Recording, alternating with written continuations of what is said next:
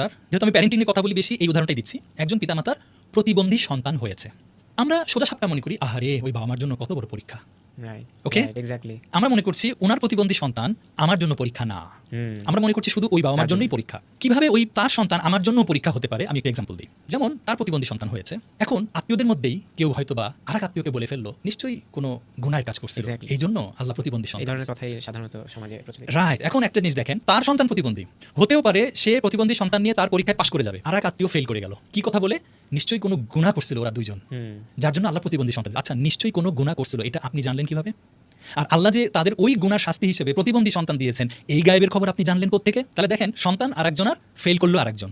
আচ্ছা, আবার এমন হতে পারে ওই প্রতিবন্ধী সন্তান নিয়ে হয়তো বা সে তার আত্মীয়র বাসায় বেড়াতে গিয়েছে, তো হতে পারে ওই সন্তানটা তার মুখ দিয়ে হয়তো লালা পড়ছে, হ্যাঁ, সে হয়তো বা ওই লালাটা সোফায় হয়তো বা ঘষে ফেললো, ঠিক আছে, হতে পারে। কিন্তু তো তখন হয়তো ওই বাসায় যিনি হোস্ট, তিনি হয়তো বলে ফেললেন অনেকটা ভাবে যে আপনার সন্তানকে কেন নিয়ে আসেন, সে তো নিয়ন্ত্রণ করতে পারেন না, হ্যাঁ, আপনি সন্তানকে কেন নিয়ে আসেন, এই যে একটা কষ্ট দিয়ে খোঁচা দিয়ে কথা বলে ফেললো, সে কিন্তু পরীক্ষা ফেল করলো। সন্তান যার, সে হয়তো পাস করে গেছে। এবং একটা জিনিস দেখেন, সামান্য একটা কাঁটা আমাদের, আমরা যারা ঈমান এনেছি, হ্যাঁ, সামান্য একটা কাঁটা যদি পায়ে বিধে, তাতেও আমাদের গুনাহ মাফ হয়। তা আপনি কি মনে করেন না যে বাবা মা প্রতিবন্ধী সন্তান আল্লাহ তাদেরকে দিয়েছেন, তাদের আল্লাহ কত গুনাহ ক্ষমা করছেন? কাঁটায় যদি গুনাহ ক্ষমা হয়, আল্লাহ সুবহানাহু ওয়া তাআলা ভালো করেই জানেন যে আমি তাদেরকে মানসিক প্রতিবন্ধী অথবা শারীরিক প্রতিবন্ধী সন্তান দিয়েছি, এটার জন্য তাদের কি পরিমাণ কষ্ট হচ্ছে সামাজিকভাবে, ব্যক্তিগতভাবে। সুতরাং এমনও হতে পারে তাদের সমস্ত গুনাহ আল্লাহ ক্ষমা করে দেওয়ার জন্য সন্তানটা দিয়েছেন।